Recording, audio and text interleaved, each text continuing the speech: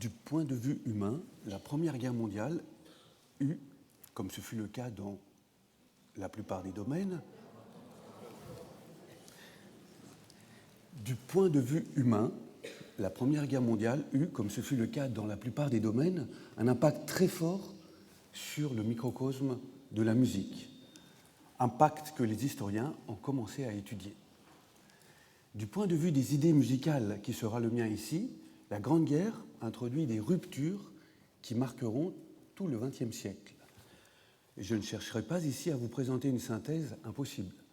En revanche, j'aimerais revenir sur les débats qui caractérisent ce XXe siècle issu de la Grande Guerre. Pendant longtemps, on a estimé que la rupture fondamentale a été la contestation de la tonalité, laquelle avait constitué l'essence de la musique occidentale pendant 3 siècles. Contestation de la tonalité et introduction de l'atonalité et l'apostrophe atonalité. Cette lecture reste bien sûr valable. Cependant, une nouvelle approche s'impose de plus en plus, une approche qui, prenant en compte également d'autres mutations que celles survenues dans le champ de l'écriture de la composition, et intégrant notamment la problématique de l'écoute, une nouvelle approche donc évoque un changement de paradigme qui met fin non seulement à la musique tonale, mais aussi plus généralement à la notion de ton, de note, de hauteur, et qui introduit le paradigme du son. Mais commençons par l'atonalité et l'apostrophe atonalité. Elle s'entrevoit déjà dans la seconde partie du XIXe siècle, dans le prélude de Tristan et Isolde, 1859 de Wagner, dans la bagatelle sans tonalité 1885 de Liszt, etc. C'est le Viennois Arnold Schoenberg, évoqué ce matin à propos de Kandinsky, qui la systématisera dans sa période créatrice qu'on qualifie précisément d'atonale et qui se développe un peu avant la Grande Guerre. En général, on indique son second quatuor opus 10, 1908, comme date symbolique de la suspension de la tonalité. La tonalité et l'apostrophe atonalité libre, comme il est d'usage de préciser, va de pair avec l'esthétique expressionniste que développe Schoenberg durant cette période. C'est sans doute pourquoi l'un des points d'achoppement de la musique atonale, qui rencontrera une très forte opposition, n'est pas tant la perte de repères que la dissonance évoquée également ce matin. La fameuse dissonance dont le philosophe de la musique Théodore Adorno s'emparera pour théoriser la nouvelle musique comme protestation, comme révolte contre le devenir du monde. Voici la première des 6 petites pièces pour piano opus 19 de 1911 de Schoenberg qui illustre parfaitement ce nouveau monde de l'apostrophe atonalité et de la dissonance.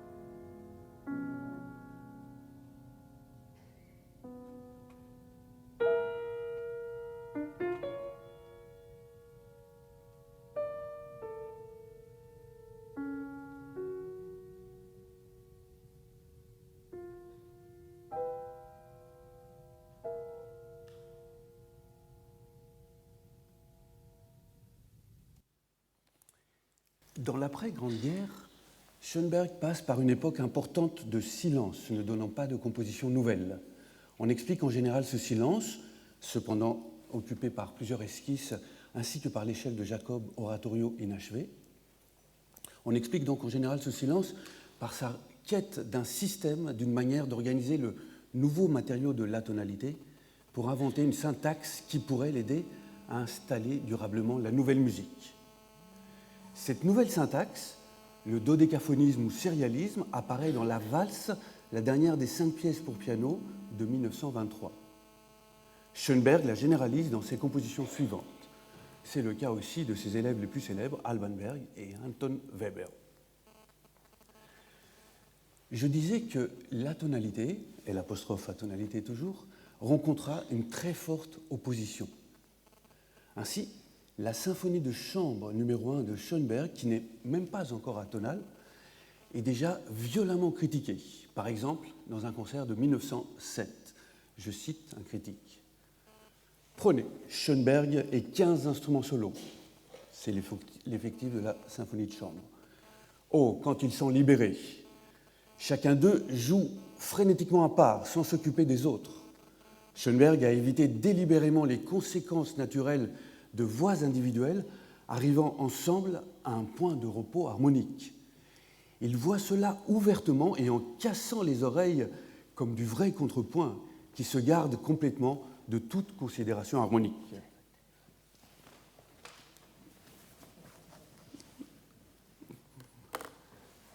Et il croit que la véritable harmonie est celle qui se place au-dessus des lois de l'euphonie et de la logique musicale. La nouvelle instruction harmonique qu'il représente ne connaît qu'une seule loi. Les consonances ne doivent être utilisées qu'en passant et rarement. Fin de citation. Dans ces critiques se glissent rapidement des considérations antisémites. Ainsi, en 1908, dans une presse sans doute encore minoritaire, on lit, toujours à propos du second quatuor opus 10, qui, comme il était dit, est la première œuvre à suspendre la tonalité. Je lis donc un critique allemand. Un méchant scandale s'est produit dans la salle Bösendorfer lors d'un concert de M. Rosenblum. C'était à l'occasion de l'exécution d'un quatuor du juif Schoenberg. Le quatuor Rosé fut interrompu au milieu de sa besogne car quelques auditeurs, irrités par les effroyables sons de la masse schoenbergienne, de la muse schoenbergienne, qui, venant de Grèce, s'est évidemment égarée en Palestine, n'ont pas boudé leur envie de donner à M. Schoenberg un petit massage. On peut se demander si tout cela n'était pas une fraude juive seulement destinée à attirer l'attention sur M. Schoenberg. Fin de citation. Dans l'après-Grande Guerre, les critiques se déchaînent encore plus. Je n'insisterai pas davantage, c'est bien connu. Ce qui est important de souligner ici, c'est que l'atonalité, et l'apostrophe atonalité, ne cessera d'être attaquée, qualifiée d'Entartete Musik, musique dégénérée par les nazis.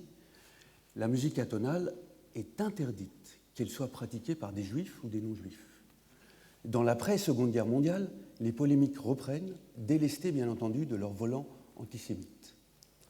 Elles perdurent pendant toute la seconde moitié du XXe siècle.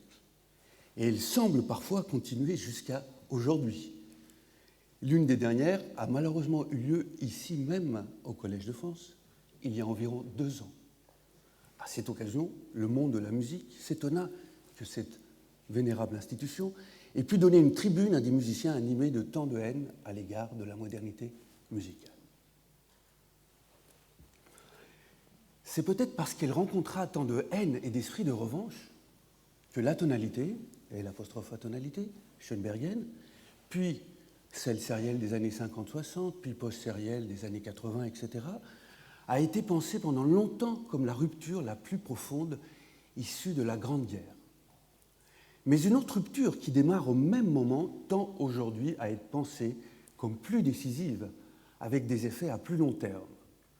Sous l'idée d'atonalité, on peut entrevoir le dépassement de la notion même de ton, de note, au profit de l'émergence de la notion de son. À vrai dire, Schoenberg, qui défendait la notion de note et de ton, était totalement opposé justement au qualificatif d'atonal, disant que sa musique avait des notes et des tons et qu'elle ne pouvait pas donc être atonale. Émergence du son, de Claude Debussy ou même de Schoenberg, aux alentours de 1914, à notre début du XXIe siècle, le son est devenu l'un des enjeux majeurs, sinon l'enjeu majeur de la musique. Tout s'est passé comme si, durant un siècle environ, la musique avait amorcé un changement de paradigme, amorçant le passage d'une culture musicale centrée sur le ton à une culture du son. Et l'on pourrait dire que ce changement radical est au moins aussi fondateur que la Révolution qui, au début du XVIIe siècle, fit naître la tonalité. Eu égard à la musique la plus avancée du XXe siècle, on s'aperçoit avec le recul que le qualificatif d'atonal ne correspondait qu'à son potentiel de destruction du passé, éventuellement la barbarie positive dont il était question, le recentrement sur le son, lui, en constituant la face constructive. On pourrait penser ce changement de paradigme conduisant au recentrement sur le son comme l'équivalent d'une réduction phénoménologique. Cette explication a souvent été privilégiée par les quelques musicologues ou philosophes de la musique qui, par le passé, faisant œuvre de pionniers, ont fait le constat de ce recentrement. Comme l'écrivait par exemple Daniel Charles, spécialiste de John Cage, tout se passe comme si la musique découvrait de nos jours cette problématique jamais encore isolée pour elle-même et qui paraît cependant constituer la condition même de son édification, celle du surgissement des sons. Fin de citation. L'explication phénoménologique reste valable pour nombre de musiques, mais le recentrement sur le son ne peut pas toujours être pensé comme réduction. Plus généralement, il se présente, disions-nous, comme émergence. Par exemple, passer d'une musique centrée sur le ton à une musique du son ne signifie pas nécessairement que le second se substitue simplement au premier. Cela peut se produire également lorsque le travail sur les tons, sur les notes, par sa complexification, produit des objets qui finissent par ne plus être perçus comme des accords, des amas de tons ou de notes, mais comme des sons composés. J'aimerais illustrer cette mutation par quelques références situées aux alentours de la Grande Guerre.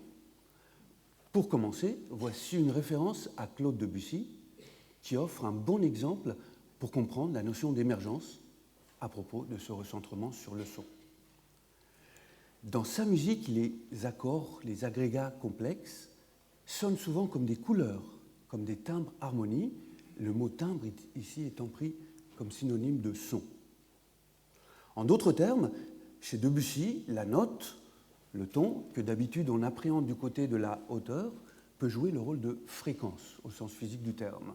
Au lieu d'exister pour fonder un jeu mélodique ou un enchaînement d'accords, elle se présente comme la composante spectrale d'un son. Un tel son, synthétisé entre guillemets par l'orchestre, est audible, par exemple, dans les premières musiques, dans les premières mesures de jeu de 1913.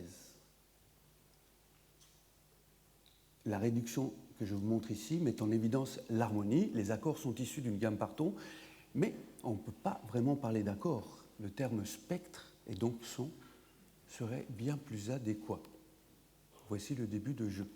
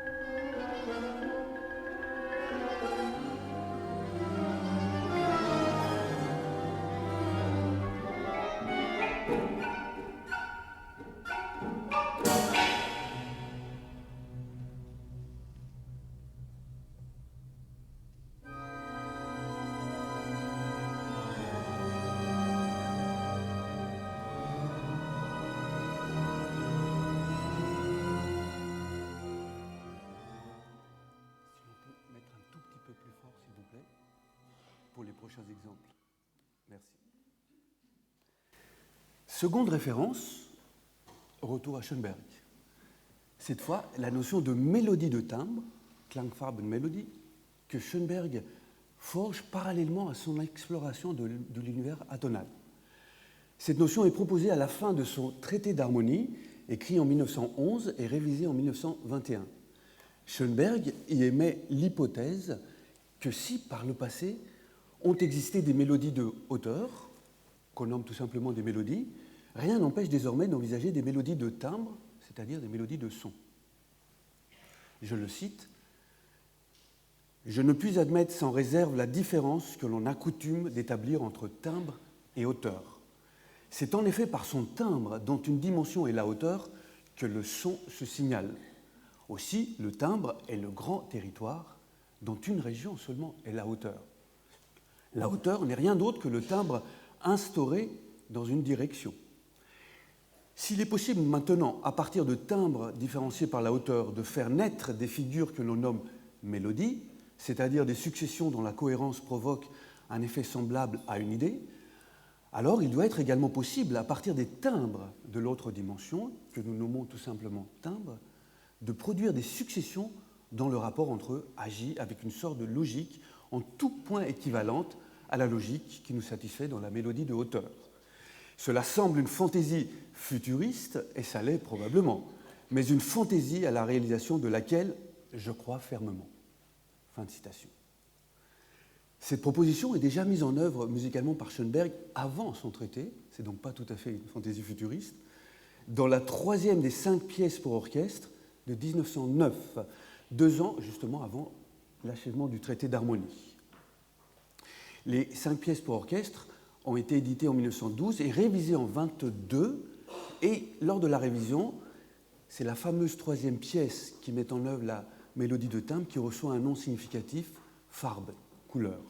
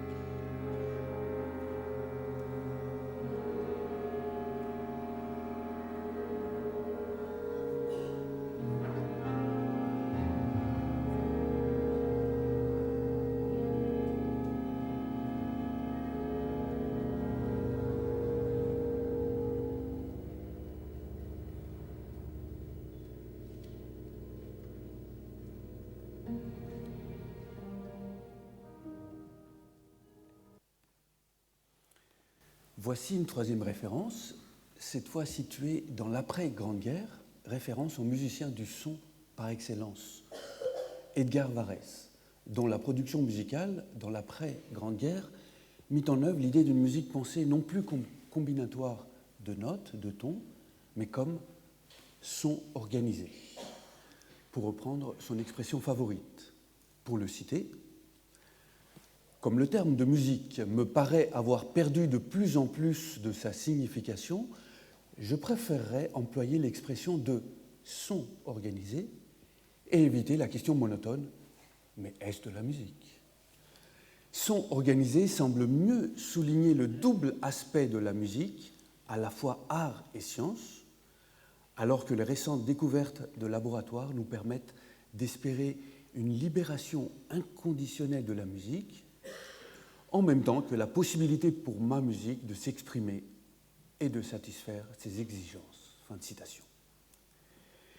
L'idée de son organisé peut être illustrée avec Ionisation, une œuvre pour 13 percussionnistes de 1929-31, la première œuvre pour percussion seule dans toute la musique occidentale.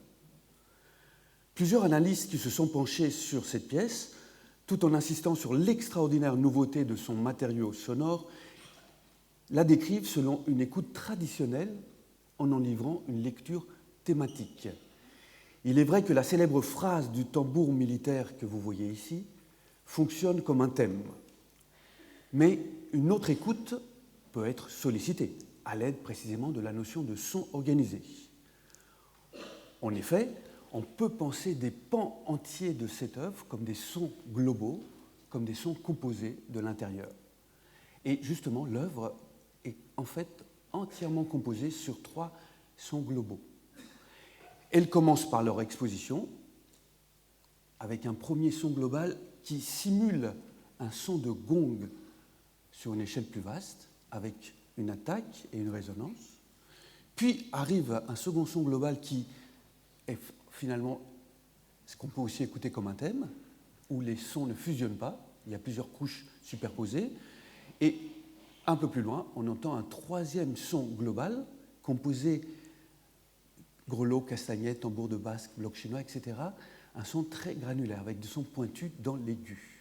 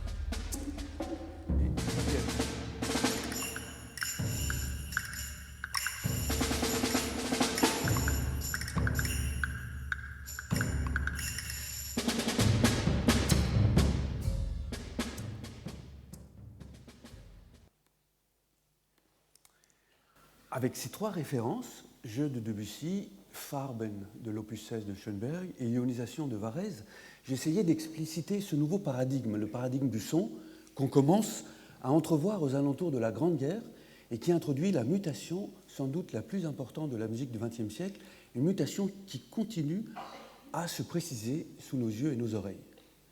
Quant à l'autre rupture importante, qui introduit la tonalité et l'apostrophe à tonalité, si j'en ai minimisé l'importance, elle reste bien sûr importante, majeure, mais elle se subsume en quelque sorte sous la rupture provoquée par le paradigme du son.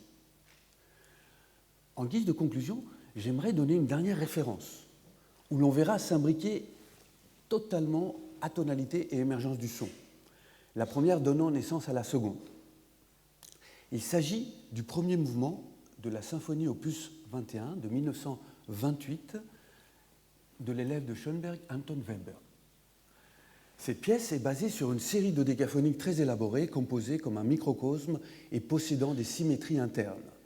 Sur la base de l'analyse des transformations de cette série, ce mouvement peut être pensé comme un canon à 4 voix, comme le met en évidence la réduction de la pièce à 4 voix que vous voyez.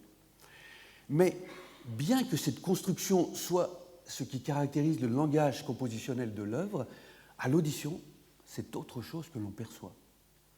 En effet, à la simple audition, il est tout à fait impossible d'entendre le déroulement de la série et encore plus ses transformations très complexes, c'est-à-dire le jeu sur les notes finalement. Cela nécessiterait une écoute analytique dont même le meilleur des musiciens serait incapable. Je ne dis pas cela pour, à l'instar des gens de mauvaise foi détestant la modernité musicale, condamner Webern. Tout au contraire. Il s'agit de bien mettre en évidence le fait que la musique atonale ne peut pas être perçue comme l'a été la musique tonale. Elle nécessite une mutation de l'écoute, une autre manière d'écouter. Et selon cette perspective, l'auditeur ne perçoit pas d'une manière consciente, il ne comprend pas, entre guillemets, ça ne signifie pas, bien sûr, que la pièce n'a pas de sens. En fait, l'auditeur qui arrive à entendre ces pièces s'ouvre à une autre écoute qu'on pourrait nommer, avec le psychanalyste viennois des années 60, Anton Ehrenzweig, une écoute syncrétique ou indifférenciée. Musicalement, cette perception indifférenciée, syncrétique, montrerait une cohérence sous ce qui semble être un simple débris de notes, et notre auditeur ne percevrait pas les structures écrites composées par Webern, qui ne sont pas faites pour être entendues, mais il entendrait cette globalité que j'appelle ici son composé. Pour finir, si j'ai choisi de conclure avec cette pièce, c'est aussi pour évoquer, ne serait-ce que passagèrement, les incidences musicales de la Grande Guerre. En effet, ce qui est intéressant dans cette œuvre, d'un point de vue esthétique, c'est, comme vous l'entendrez, la raréfaction du tissu musical. Pensez qu'il s'agit d'une musique pour orchestre, et nous sommes donc aux antipodes des masses orchestrales de la musique romantique et post-romantique, comme vous pouvez le voir dans la réduction, où sur 4 simples portées figure tout un orchestre. On sait qu'au début de la guerre, Webern attend avec angoisse l'ordre de mobilisation qui tarde à venir. Comme tant d'autres, pour surmonter probablement cette angoisse, il s'exprime avec enthousiasme et patriotisme. Dans une lettre qu'il adresse à Schönberg, on lit « Je ne supporte plus d'attendre d'être mobilisé. Jour et nuit, le désir me hante, être apte à lutter pour cette grande et sublime cause. Êtes-vous d'accord sur le fait que cette guerre n'a pas de motivation politique? Il s'agit de la lutte des anges avec les diables. Dieu fait que ces diables périssent. Dieu, en effet, leur donne déjà la marche victorieuse des Allemands vers Paris, etc., etc. » Après avoir échoué plusieurs fois à l'examen médical pour entrer dans l'armée, Webern est finalement mobilisé en février 1915. Sans surprise, comme tant d'autres, il fut alors rapidement déçu par la vie militaire et sa bravade nationaliste commença à s'estomper. D'où les œuvres musicales qu'il compose pendant la guerre sur des textes de Karl Kraus, qui a été mentionné, et Georg Trakl. La symphonie, elle, est postérieure puisqu'elle date de 1928. Sans doute fallut-il du recul à notre musicien pour pouvoir enfin représenter la guerre telle qu'elle fut. Je vous propose donc d'écouter le début de cette œuvre qui nous rapproche d'une manière inexorable du silence.